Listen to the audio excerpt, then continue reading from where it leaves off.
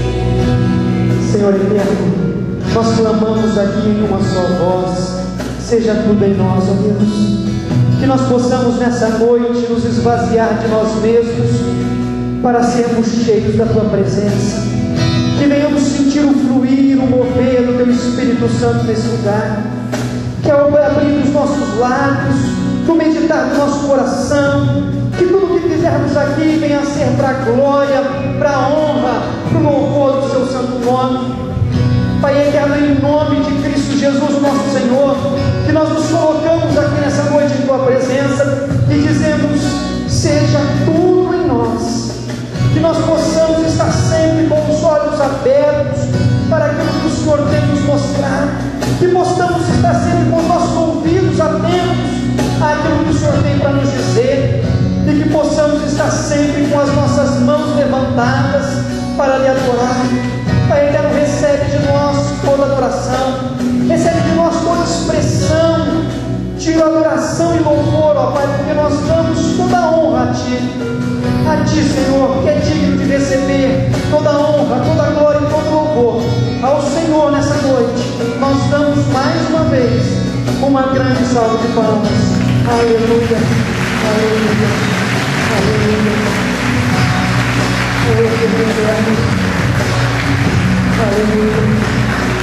Aleluia.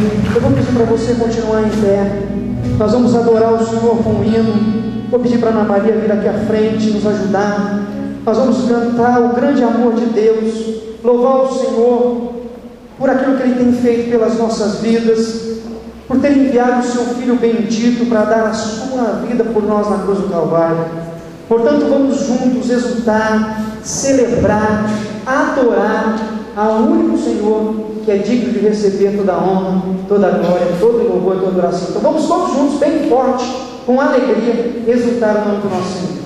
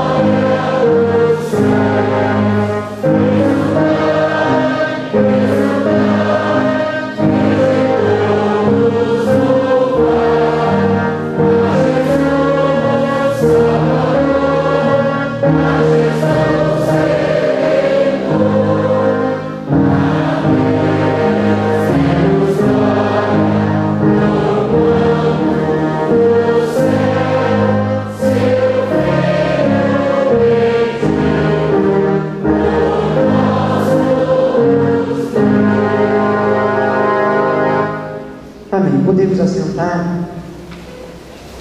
E nesta noite os nossos corações venham estar realmente sensíveis a tudo aquilo que o Senhor tem para nos dizer, para falar a cada um dos nossos corações.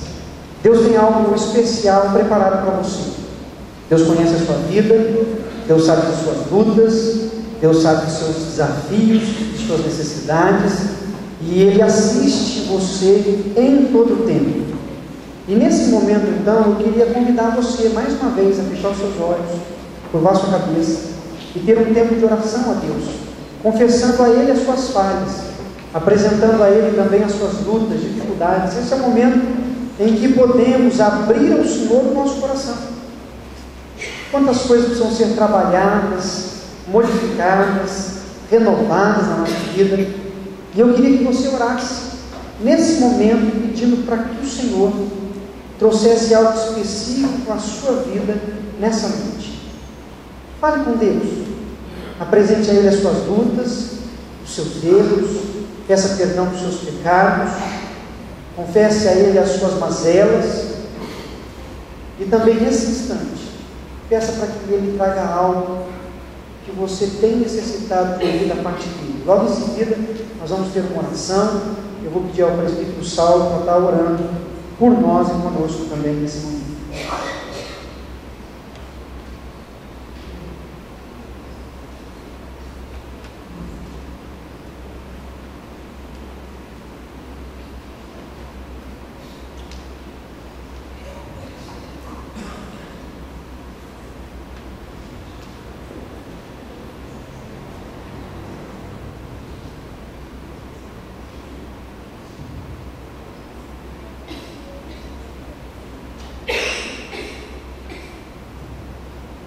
Nosso Deus, nosso Pai, Senhor, nós queremos declarar que Tu és o nosso Deus, nosso único Deus. Reconhecemos isso, ó Pai, por isso nós Te prestamos esse culto nessa noite. Por isso adoramos o Teu nome, cantamos hinos e louvores ao Teu nome, levantamos as nossas orações perante a Tua face, Senhor, porque reconhecemos que precisamos de Ti, que Tu és o nosso único Deus, o único caminho, Pai. E nesse momento, Deus, nós Te pedimos que o Senhor aceite esse culto como honra, como glória, como louvor ao Teu nome.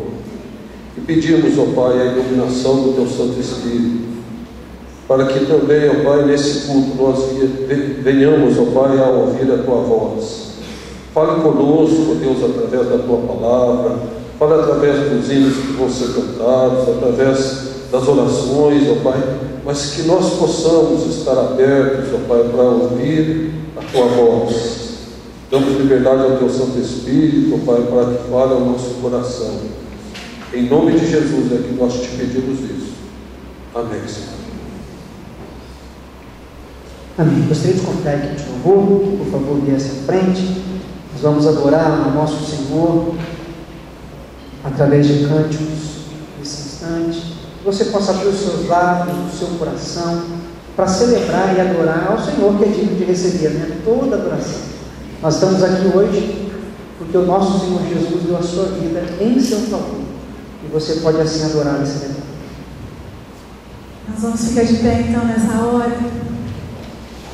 Digno é o Cordeiro que foi morto de receber o poder e a riqueza, a sabedoria, a força, as ações de graça, a honra, a glória e o louvor. A Ele, portanto, toda a glória nessa noite, nos nossos louvores, no levantar das nossas mãos, no abrir dos nossos corações, nas nossas palmas, nas nossas orações, toda a honra, toda a glória, todo o louvor a Jesus.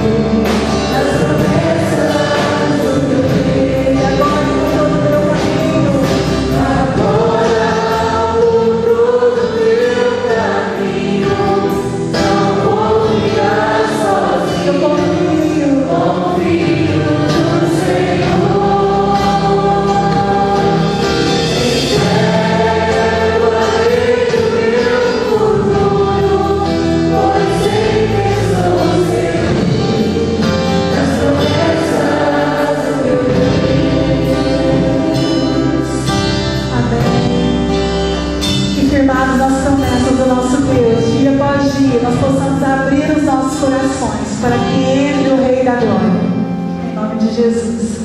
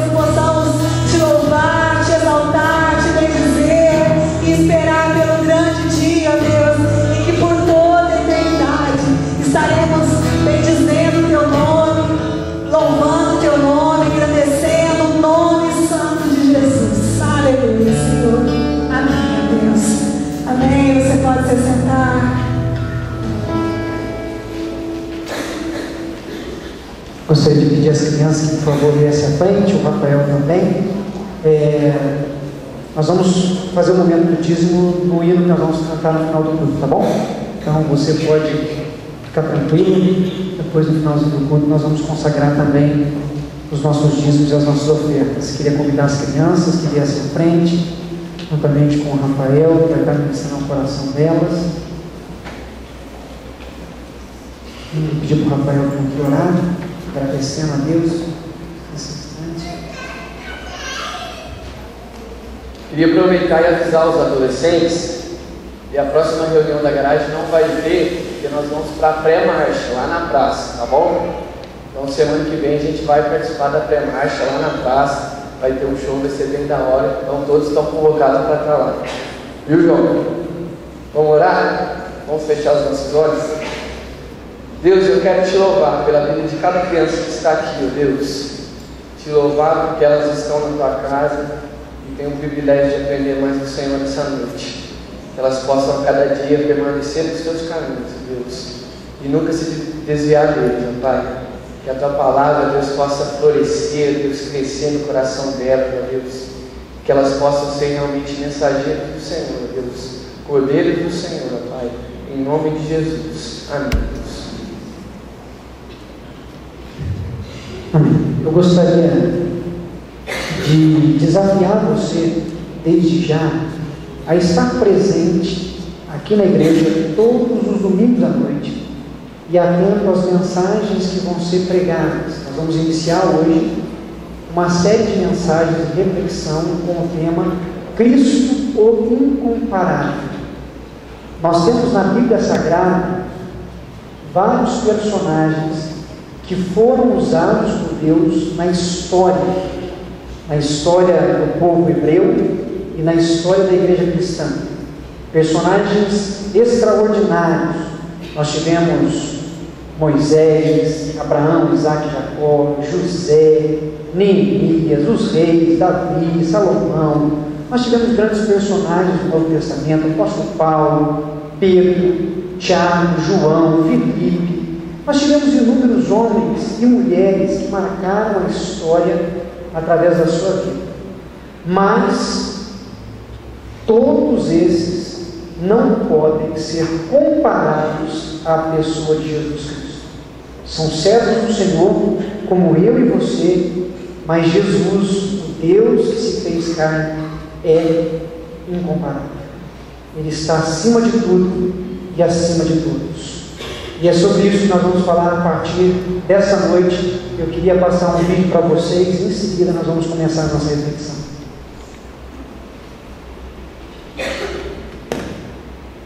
O som, por favor.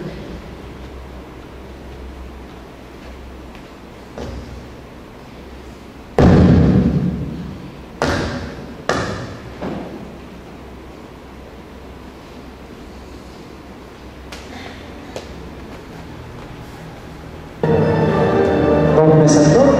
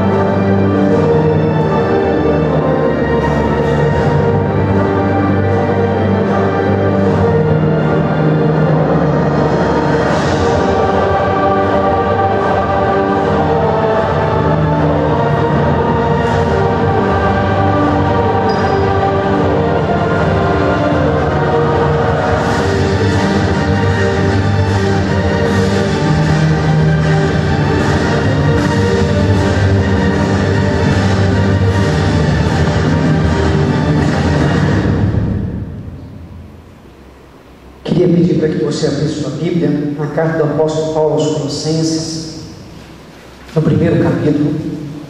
Nosso estudo sobre Cristo incomparável será em toda a carta aos Colossenses. Hoje nós vamos ver os primeiros versículos desta carta. Colossenses, capítulo 1. Nós vamos ler do versículo 1 até o versículo 14. Cristo, o incomparável. Todos acharam? Colossenses, no primeiro capítulo, leremos a partir do verso de número 1. Diz assim a palavra do Senhor: Paulo, apóstolo de Cristo Jesus, por vontade de Deus, e o irmão Timóteo, aos santos e fiéis irmãos em Cristo que se encontram em Colossos. Graça, a paz e paz a vós outros, da parte de Deus, nosso Pai. Damos sempre graças a Deus, Pai de nosso Senhor Jesus Cristo, quando oramos por vós. Desde que ouvimos da vossa fé em Cristo Jesus e do amor que tendes para com todos os santos, por causa da esperança que vos está preservada nos céus, da qual antes ouvistes pela palavra da verdade do Evangelho, que chegou até vós, como também todo mundo está produzindo fruto e crescendo. Tal acontece entre vós desde o dia em que ouvistes e entendestes a graça de Deus na verdade, segundo fostes instruídos por Epáfras, nosso amado conservo, e quanto a vós outros, fiel ministro de Cristo, o qual também nos relatou do vosso amor no Espírito. Por essa razão, também nós, desde o dia em que o ouvimos, não cessamos de orar por vós e de pedir que transporteis de pleno conhecimento da sua vontade em toda sabedoria e entendimento espiritual, a fim de viverdes de modo digno do Senhor para o seu inteiro agrado, frutificando em toda boa obra e crescendo no pleno conhecimento de Deus, sendo fortalecidos com todo o poder, segundo a força da sua glória, em toda perseverança e longanimidade, com alegria, dando graças ao Pai, que vos fez idôneos à parte que buscaram da herança dos santos na luz. Ele nos libertou do império das trevas e nos transportou para o reino do Filho do seu amor, no qual temos a redenção, a remissão dos pecados. Amém. Feche seus olhos mais uma vez. Senhor, acabamos de ler a Tua palavra. E nesse momento clamamos, ó Deus, fala conosco. Sensibiliza os nossos corações. Traga-nos, ó Pai eterno, a iluminação que tanto precisamos para compreender tudo aquilo que o Senhor, ó Pai eterno, fez na vida de homens do Senhor, para que pudessem assim relatar o texto sagrado. Seja com nossas vidas e traga-nos direção no nome de Jesus. Amém. Cristo, o incomparável. O apóstolo Paulo e Timóteo, eles escreveram essa carta aos cristãos que estavam na cidade de Colossos. Ele endereça essa carta a eles. E nesses primeiros versículos que nós lemos, eles demonstraram a gratidão que eles tinham a Deus pela fé em Cristo e o amor pelos cristãos que estava presente na vida daquela igreja. Havia duas qualidades muito importantes: eles criam em Cristo e eles tinham amor uns para com os outros. A fé e o amor na vida desses cristãos eram coerentes com o Evangelho que eles haviam ouvido. Eles tinham ouvido a mensagem do Evangelho e estavam se tornando coerentes com aquilo que um dia chegou ao coração deles. Eles ouviram e entenderam a graça de Deus. É isso que Paulo relata para nós aqui. Vocês ouviram e entenderam o que Deus, pela sua graça, tem feito em seu favor. Desde o primeiro dia em que um homem chamado Epáfras instruiu a vida desses irmãos sobre a redenção em Cristo, as suas vidas nunca mais foram as mesmas.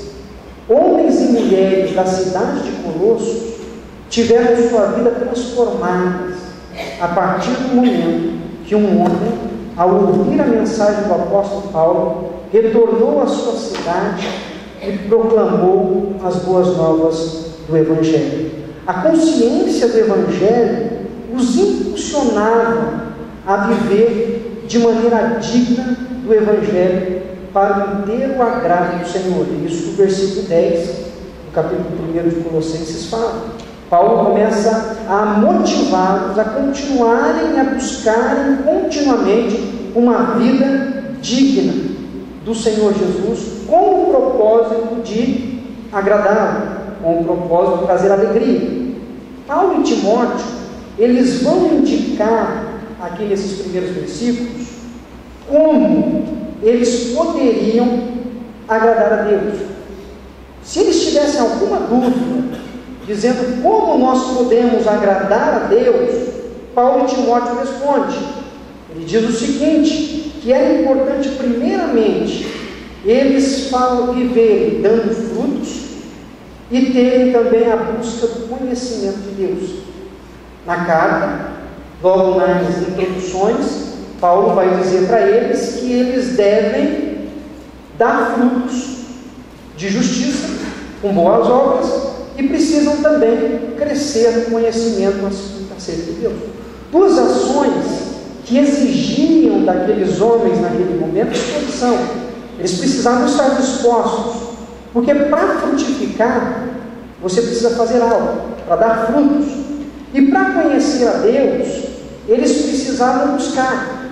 Deus se revela, mas você precisa buscar e aprender. Essas ações que eram pedidas a esses homens só eram possíveis através de uma manifestação contínua do próprio poder de Deus sobre a vida deles. Eles precisavam frutificar, eles precisavam crescer no conhecimento, e para que isso ocorresse na vida deles, eles precisavam da manifestação do poder de Deus. E Paulo diz, então, que Deus lhe daria a força e o poder que eles necessitavam para crescer da maneira como precisavam, como deveriam. Essas ações de crescer, aprender, dar frutos, só é possível através da ação do Espírito de Deus no nosso coração. Tanto que ele diz assim, e procurem fazer isso com perseverança e longanimidade, com alegria, quando vocês estiverem fazendo isso. Paulo coloca essas duas qualidades importantes para que eles pudessem continuar vivendo de uma maneira digna do Senhor: longanimidade e perseverança.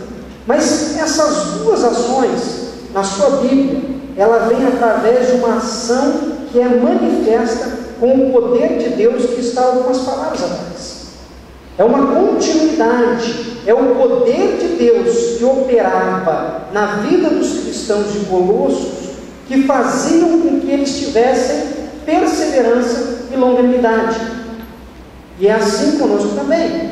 Perseverança é a qualidade que capacita a pessoa a continuar, mesmo diante da perseguição que ela possa estar enfrentando, do seu objetivo.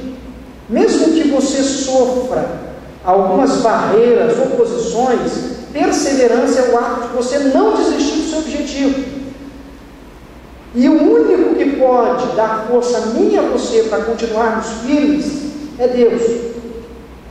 E Paulo comunica isso aos cristãos de Colossos. Mas ele diz assim, não é só a paciência ou a perseverança que vocês precisam. Vocês precisam também da longanimidade. Longanimidade é uma outra qualidade. É a qualidade de você suportar, às vezes, as ofensas que você recebe, sem devolver, sem retalhar a outra pessoa. Longanimidade. Suportar a oposição sem retaliação. E para que os cristãos de Colossos pudessem fazer isso, para que nós também possamos fazer isso, nós precisamos da ação do Espírito de Deus sobre as nossas vidas. Nós precisamos do cuidado do Senhor. Nós precisamos da paz. Portanto, na introdução, Paulo orienta como estes homens deveriam continuar vivendo. E ele vai mostrar que esses cristãos estavam vivendo dessa forma. Por quê? Porque eles tinham um coração grato a Deus pelo que Deus havia feito por eles. Como eu falei no início, quando eles ouviram o Evangelho, a vida deles jamais foi a mesma. E eles eram gratos gratos a Deus por aquilo que Deus havia feito no coração deles. Deus proporcionou a eles a redenção. Deus concedeu aos cristãos o perdão dos seus pecados.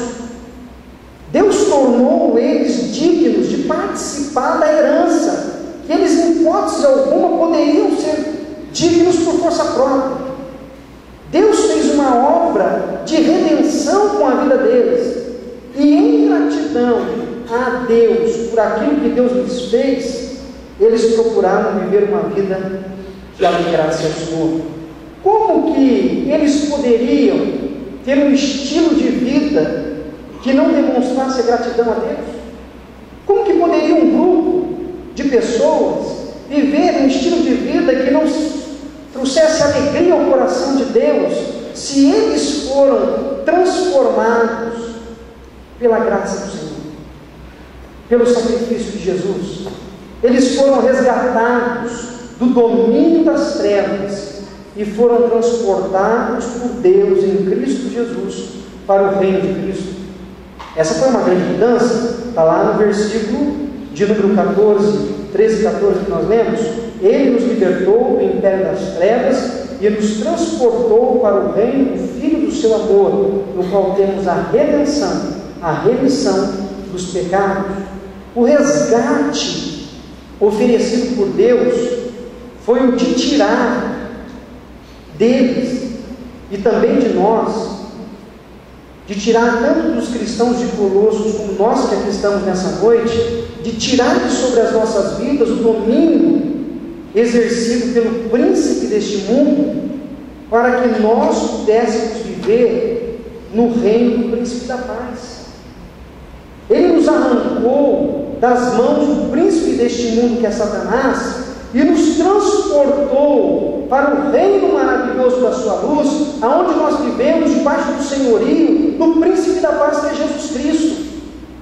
Quando os cristãos de Colossos tiveram essa consciência, quando o Evangelho se tornou claro para eles, quando eles começaram a entender o que Deus fez através de Jesus em seu favor, a vida deles foi totalmente transformada. A pessoa e a ação que Jesus realizou na cruz por cada um deles e por cada um de nós é incomparável. O que Jesus fez, o que Jesus faz e continuará fazendo por homens e mulheres como eu e você é incomparável. Ele pagou as nossas dívidas com seu sangue. Jesus poderia, se ele assim quisesse, ter destruído Satanás. Ele derrotou, mas ele não destruiu. Ele poderia ter destruído. Ele poderia, com as simples palavras, botar um ponto final a tudo, mas ele não fez. Ele pode destruir a Satanás a qualquer momento, mas ele não faz. Por quê? Por que não? Segundo Agostinho, quando ele define graça, e eu quero explicar isso para você aqui hoje, ele diz o seguinte: Santo Agostinho, teólogo muito conhecido no meio protestante, graça é Deus concedendo-nos alegria soberana nele, que triunfa sobre o prazer do pecado. Vou repetir, definição de graça para Agostinho: é Deus concedendo-nos alegria soberana nele, é eu ser feliz em Deus, é eu ser realizado em Deus, é eu ter realização em Cristo. Isso é graça.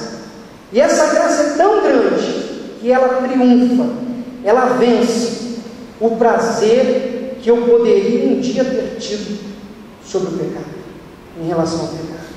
Devido à sua ação de graça, Jesus permite aos seres humanos, Jesus permite a nós rejeitarmos as promessas de Satanás para vivermos alegremente nos princípios do Evangelho. Isso é graça. O Senhor não destruiu e não destrói Satanás com um simples estalar de Deus, com um simples sopro, porque para Ele é muito mais importante que eu e você vivamos na vitória que Ele concedeu a nós, vencendo o prazer do pecado, para que nós venhamos viver na única alegria de estarmos realizados no nosso Senhor. Satanás, o príncipe deste mundo, sempre fará promessas, tentando nos trazer alegria e prazer no pecado. Ele sempre fará. Mas Jesus não teme isso. Jesus não cede a isso. Jesus não se sente pressionado por isso. O maior inimigo dele não lhe causa ameaças. Ele não se sente indisposto com a presença de Satanás. Não, porque ele tem plena confiança de qual é o propósito do Pai para ele. Portanto, Jesus derrotou Satanás naquela cruz, mas ainda não o destruiu definitivamente, porque ele espera que eu e você cresçamos no conhecimento do Evangelho, cresçamos no conhecimento de Deus e vivamos para Ele com alegria e não por obrigação. Nós podemos hoje decidir se encontraremos e teremos a satisfação plena em Cristo, ou se voltaremos os nossos olhos e o nosso comportamento para o pecado. Olha só, peguei um versículo da Bíblia. Não há redenção para Satanás e seus demônios, correto? Não há. Muitas pessoas podem dizer, bom, Satanás e os demônios não foram destruídos ainda, porque quem sabe eles não têm uma segunda chance. Mateus 25, 41 diz assim: o fogo eterno está preparado para o diabo e seus anjos. Não tem redenção para o inimigo e para as hostes malignas. Para ele não tem. Tem para mim, tem para você. Judas, ele vai afirmar na sua carta que eles estão, no versículo 6, eles estão em trevas, presos com correntes eternas, para o juízo do grande dia. O que eu quero dizer é que Jesus não destruiu o maligno para que ele se arrependesse, muito menos porque ele não poderia fazê-lo. Mas ele não destruiu, porque ao invés de tirar o império das trevas deste mundo, ele decidiu tirar o império das trevas do meu e do seu coração. Ao invés de acabar com o domínio, com a ação maligna deste mundo, ele resolveu tirar ela do coração de cada homem e mulher que poderia ser entregue por causa da lei do pecado. Portanto, ele venceu a morte. Ele pagou o preço para cada um de nós. Satanás foi e é derrotado pela morte de Jesus. Contudo, ele continua. Ele ainda continua a tornar pessoas oprimidas, ele continua a tentar as pessoas, ele continua tentando aqueles que não vigiam, enganando pessoas. Ele não aparenta estar desarmado nem derrotado, mas ele está. Ele ainda não está destruído, mas está derrotado. Jesus venceu. John Piper diz o seguinte, que a arma da culpa e do pecado que destrói a alma é tirada da mão de Satanás. Ele fica sem a única arma que pode nos condenar: o pecado não perdoado. A única coisa que poderia condenar eu e você é o pecado não perdoado. E naquela cruz, Jesus Cristo pagou o preço por causa dos nossos pecados. A única forma de sairmos do império das trevas é obtendo perdão dos nossos pecados. E foi isso que Cristo Jesus, o incomparável, fez naquela cruz.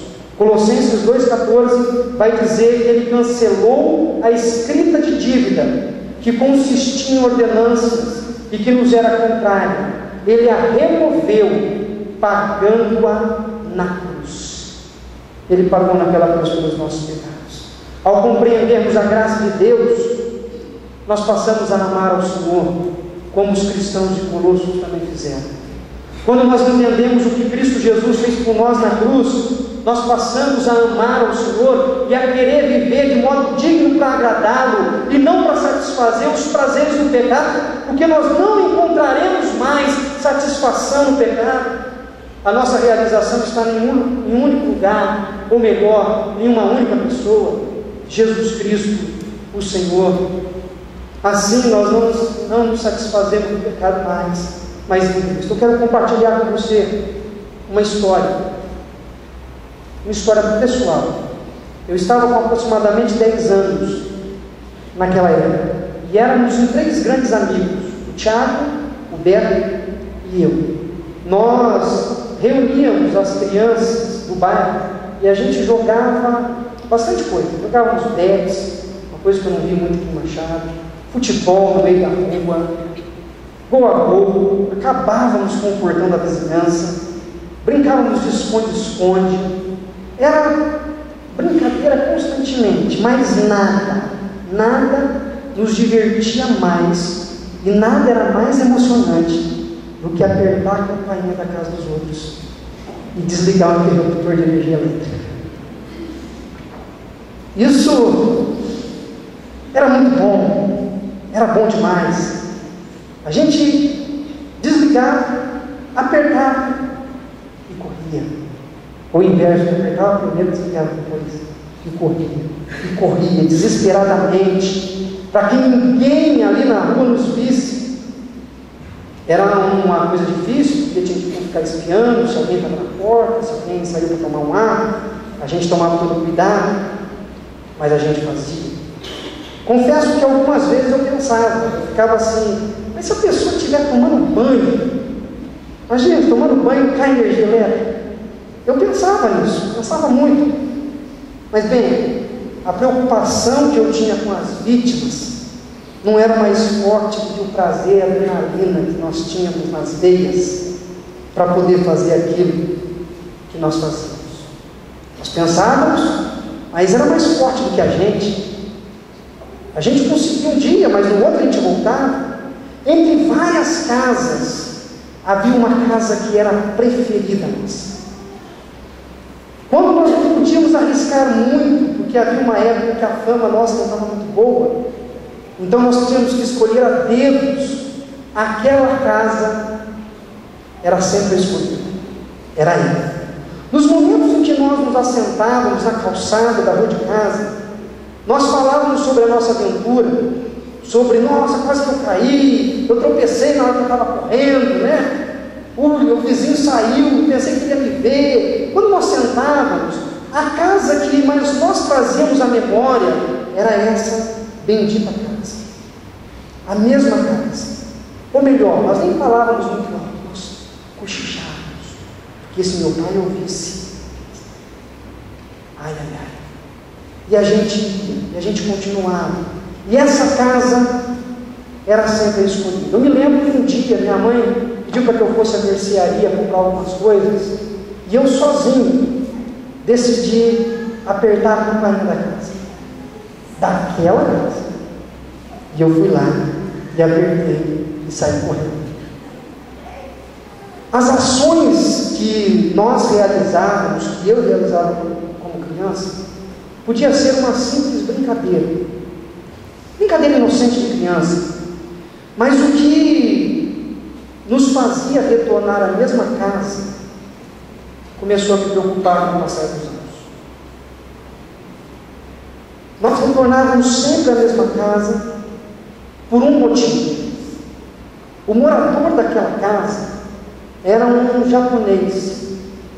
O homem havia vindo do Japão para o Brasil, fixou residência e começou a trabalhar, e ele morava próximo da nossa casa. E nós íamos sempre na casa dele. Por quê? Porque nós considerávamos justificado, algo justificado apertar a campainha da casa do japonês, porque ele é estrangeiro, ele não devia estar aqui, a terra dele não é essa. O que ele está fazendo no Brasil? Ele que volta do Japão, ele veio tirar trabalho dos outros. Vocês estão entendendo a cabeça da criança de 10 anos de idade? Bom, nós entendíamos que de todas as casas, a que podia ser apertada era dele, porque ele não devia estar aqui. Isso passava na nossa mente, isso passava na minha mente. Nós considerávamos aquela ação justificada.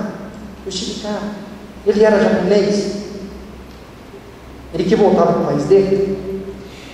Como alguém poderia fazer isso? Com o passar dos anos, eu fui crescendo e amadurecendo. Daí eu comecei a ficar com pena daquela família japonesa. Eu comecei a pensar, meu Deus, o que nós fazíamos quando éramos crianças, quando era menor? Né? Quantos banhos frios será que aquela família não tomou? Eu comecei a me sentir culpado por aqueles banhos frios que com certeza eu ter tomado. Quantos programas de televisão interessantes, às vezes uma reportagem que eles estavam vendo, caía energia elétrica. As primeiras vezes, quantos tempos eles ficaram sem energia, porque até descobrir que era a gente que estava desligando. Quantas horas não deve ter ficado sem energia elétrica? E eu comecei a me sentir mal com aquilo, pelas ações que eu havia feito. A minha mentalidade começou a mudar, e eu comecei a pensar assim: apesar deles serem japoneses, eu não tinha o direito de agir daquela forma. Foi assim que eu pensei durante algum tempo. Só que o tempo foi passando. Aquelas atitudes que poderiam ser consideradas simples brincadeiras, na verdade, era motivada por um preconceito étnico que havia no meu coração.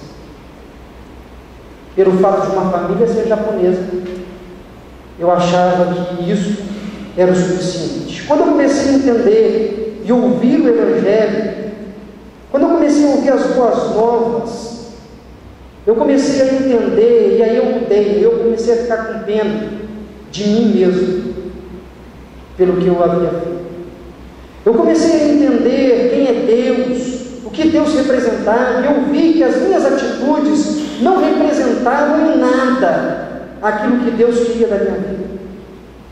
A minha vida estava dominada pelo império das trevas, preconceito, sem razão nenhuma, como se preconceito pudesse ter alguma razão, mas algo que estava na minha natureza pecaminosa, desde o princípio, e que só havia uma pessoa que poderia me libertar dele, desse império: Jesus Cristo, o incomparável.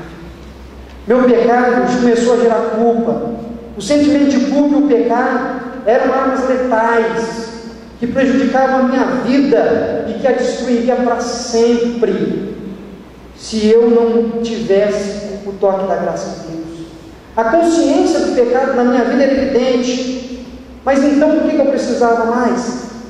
Eu precisava sair do império das trevas e entrar no reino de Cristo. Contudo, eu não conseguia sair. Mas algo magnífico aconteceu. Pelo fato de eu não conseguir sair desse império, Deus, pela sua graça, me tirou de lá. Me tirou do império das trevas e me transportou para o reino do Filho do seu amor. A ação de Deus. Cristo incomparável pagou o preço necessário pelos meus pecados e me deu o seu perdão. Agora pense comigo: de onde o Senhor te tirou? Da onde o Senhor tirou a sua vida? Porque a minha vida não é diferente da sua. Todos nós somos pecadores. E se nós reconhecemos a graça de Deus hoje, é porque o Senhor em algum dia nos transportou do império das trevas para o reino do seu amor. Agora, se você não consegue se lembrar, a minha pergunta é: de onde Ele precisa tirar você hoje?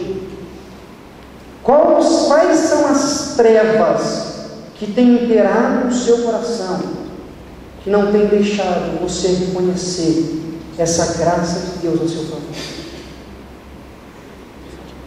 Nós precisamos reconhecer a graça do Senhor. Procure responder a si mesmo: da onde o Senhor lhe tirou? Porque se você conseguir encontrar o momento em que Cristo Jesus te transportou do império das trevas para o reino da luz, você vai querer viver do modo digno do Senhor, com o único objetivo de agradá-lo e nada mais. Agora, se o prazer, a satisfação a sua alegria não está na soberania, no poder, no cuidado de Deus sobre você, se o teu prazer está no pecado, é que Ele ainda precisa transportar. Ele precisa tirar você da onde você está e conduzi-lo também para o reino do seu Filho. O Senhor conhece. O japonês via crianças levadas, mas Deus sabia que eu precisava da redenção dele. E eu sou grato a Deus todos os dias da minha vida, porque Cristo Jesus me tirou da onde tirou, e Ele é suficiente para que eu tenha alegria todos os dias. Ele é a razão da minha vida. Deus conhece a sua vida. Deus sabe em que mundo você vive. Deus conhece o filho que desonra o pai. Deus conhece o pai que ignora o filho. Deus conhece o marido que adultera. Deus conhece a esposa que mente. Deus conhece o irmão que fala mal do seu amigo. Deus sabe quem são os liderados e os submissos às autoridades. Deus conhece o patrão que explora o empregado. Deus conhece o empregado que engana o seu patrão. Deus conhece o jovem que faz bullying com seus colegas. Deus sabe exatamente se nós estamos dominados pelo império das trevas ou se nós estamos debaixo do mundo do seu Filho, do seu amor. Deus conhece. Quando somos transportados desse império para o reino de Cristo, não temos mais prazer nas ações erradas, e sim uma vida íntegra, em que o nome de Jesus é glorificado. Sendo assim, eu faço um convite para você nessa noite, de seguir as palavras, os conselhos do apóstolo Paulo e de Timóteo. Viva todos os dias com alegria, de maneira digna do Senhor, com um único propósito, de agradá-lo e nada mais. Feche seus olhos. Eu quero orar por você, orar por você, pedir ao Senhor pela sua vida. Enquanto você ora também, eu queria pedir aos presbíteros que viessem aqui à frente. Nós já vamos ficar assentados aqui nas cadeiras da frente. Pedir aos presbíteros que, por favor, venham aqui. Enquanto os presbíteros se deslocam, fale com Deus. Como está a sua vida? O seu coração? Cristo Jesus, o nosso Senhor, morreu na cruz para te oferecer o perdão dos pecados. A única arma que Satanás poderia usar contra mim e contra você foi arrancada das mãos dele através do sacrifício de Cristo. Você tem vivido, experimentado esse perdão? Se você ainda não tem, se você não conseguiu vencer os prazeres desse mundo, se você ainda não conseguiu viver debaixo da graça de Deus, se há algo que lhe prende, peça para Deus libertar você agora. Peça para o Senhor, no nome de Jesus, derramar o perdão dele sobre o seu coração, porque Ele pode, Ele faz isso. Nós vamos participar da ceia nessa noite, nós vamos participar da mesa do Senhor. Quando nós participamos da ceia, a palavra de Deus nos ensina que nós não podemos participar dela de maneira indigna. Mas quando ela fala que nós não podemos participar de maneira indigna, não é que nós somos dignos, mas nós nos tornamos dignos por causa de Jesus. Só isso, nada mais. Nós nos tornamos dignos porque Ele, pela sua graça, nos arranca do império das trevas e nos traz para o mundo da luz. Por isso, nesse instante, confesse a Ele se há algo que precisa ser transformado, modificado. E em seguida nós vamos orar, consagrando os elementos, orando também por você. Oh Pai amado, Deus eterno, que alegria poder ouvir as boas novas do Evangelho. Deus eterno, como é bonito saber que por amor a nós, o Senhor deu a vida do seu único Filho. E como é bom saber que o Filho, mesmo podendo destruir com todos aqueles que poderiam agir na contramão, Ele não fez. Ele permitiu que nós pudéssemos aqui hoje viver em alegria no Senhor, ao invés de preferirmos o prazer desse mundo. Deus eterno, obrigado. Um amor que traz a nós tanta responsabilidade, um amor que apresenta a nós algo que com palavras é tão difícil de explicar. Obrigado, Senhor, obrigado porque naquela cruz o Senhor me deu o perdão dos meus pecados. Nós te agradecemos porque o Senhor derramou o sangue do seu Filho naquela cruz por cada irmão e irmã que está presente aqui nessa noite. Se há alguém aqui que ainda não entendeu a salvação que o Senhor proporcionou a eles naquela cruz, que esta noite seja a noite em que os seus olhos se abram, que essa noite seja a noite em que eles sejam transportados para o reino do Filho do seu amor. Deus eterno, eu creio que nessa noite é noite de salvação no meio do seu povo. Eu creio, Pai eterno, que essa noite é um momento de reavaliarmos a nossa vida perante Ti. Por isso, dirija-nos. Queremos aqui também consagrar ao Senhor os elementos da ceia. Eis aqui o pão e o cálice. O pão que simboliza o corpo do Senhor partido na cruz e o cálice que simboliza o sangue derramado em nosso favor. Nós consagramos os elementos dessa ceia, Pai. Pedimos que o Senhor os abençoe e que assim, ao comermos desses elementos, que nós possamos trazer à memória o que Jesus Cristo, nosso Senhor, fez por nós. E que assim a nossa fé e a nossa vida venha a ser fortalecida em nome de Cristo Jesus. Amém. Amém. Queria convidar a equipe de louvor que, por favor, viesse à frente. Se você é membro da nossa igreja ou de outra igreja evangélica, em plena comunhão com Deus e com a sua igreja, você é convidado a participar dessa mesa. Se você é membro daqui ou de outra igreja, você pode partilhar desse momento. Caso você ainda não tenha se tornado membro e você deseja fazer parte da comunidade, nos procure durante a semana para você fazer um curso de profissão de fé, de batismo, para que você assim também possa partilhar desta mesa, porque essa mesa não é nossa, essa mesa é de Cristo, e Ele fez esse sacrifício por você, Portanto, tome a sua decisão diante do Senhor e nos procure, que nós estamos à disposição para ajudar a andar com Cristo Jesus e assim caminhar junto com você. Enquanto nós cantamos, os presbíteros estarão distribuindo os elementos, você segura em suas mãos e nós vamos partilhar todos juntos.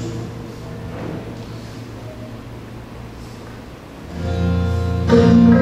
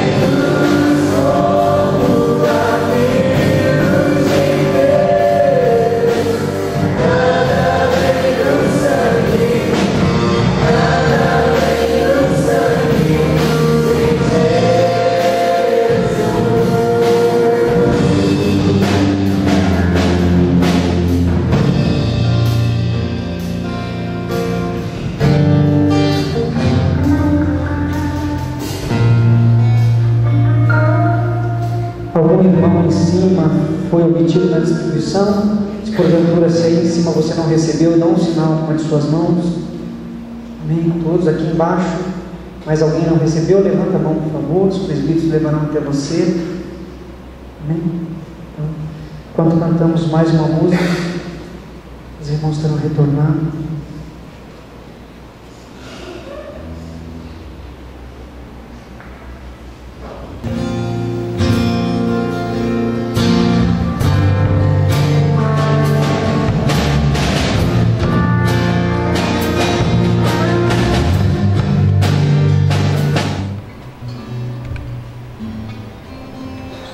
A palavra do Senhor nos diz que naquela noite, na noite em que o nosso Senhor Jesus foi traído, ele se assentou ao redor da mesa com os seus discípulos, pegou o pão, o partiu e disse a todos: pegai e comei dele todos, e fazei isso em memória de mim.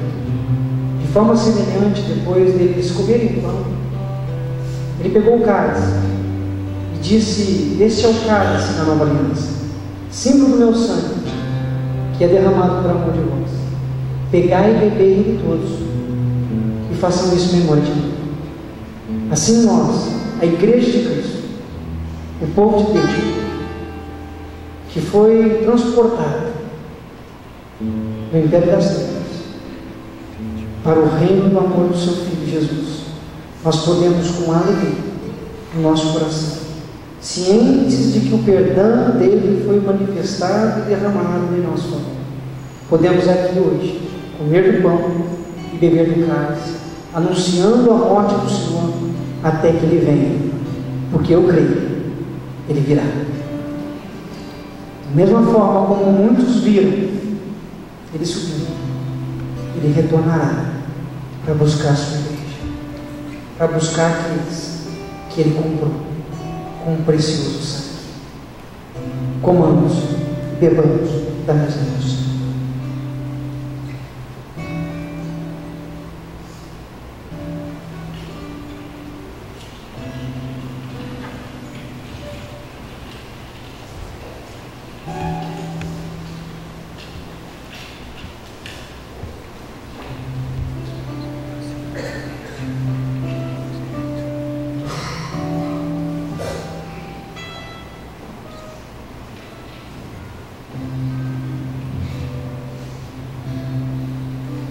Santo Eterno, poderoso Deus, diante de Ti nós reconhecemos que a Tua graça se aperfeiçoa na nossa fraqueza, Deus.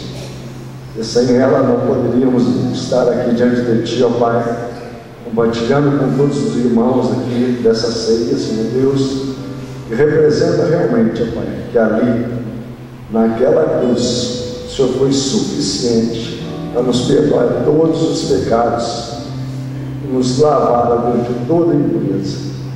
Verdadeiramente, ó Deus, nós reconhecemos que ali naquela cruz o Teu sangue derramado, ó Deus, foi suficiente, ó Pai. Não nos resta nada a fazer, ó Deus, se não reconhecermos a Tua grande salvação ali. Verdadeiramente nós nos postamos diante de Ti, ó Pai, e agradecemos, ó Deus, porque essa maravilhosa graça nos atingiu. Estamos aqui, ó Deus, reconhecidos que o Senhor nos escolheu, e aqui nós estamos, ó Deus, diante de Ti, clamando a Ti a Tua intervenção realmente na nossa vida, a cada minuto, a cada instante. Que ao sairmos daqui possamos estar sendo, ó Deus, dirigidos por Ti, possamos, ó Deus, estar fugindo do pecado e nos apegando mais e mais a Ti. Dirige-nos, ó Deus, e leva-nos uma semana de vitória, uma semana abençoada por Ti, uma semana que realmente, cada passo que demos, possamos estar pedindo, clamando a direção do Teu Espírito Santo. Nós Te louvamos em nome de Jesus Cristo. Amém. Amém. Quero convidar todos a ficarem em pé, pedir aos presbíteros para continuarem aqui. Nós vamos entoar um hino ao Senhor, pedir para a Ana Maria vir nos ajudar. O hino de número 248, louvamos-te, ó Deus, pelo dom de Jesus, que por nós pecadores morreu aonde? Na cruz, e morreu mas glória ao Pai, Ele ressuscitou ao terceiro dia. Enquanto cantamos esse hino, você poderá consagrar ao Senhor o seu dízimo, a sua oferta, trazendo à frente. Logo em seguida nós vamos orar, agradecendo ao Senhor pelos dízimos e ofertas e impetrando também a bênção apostólica. Amém? Cantar.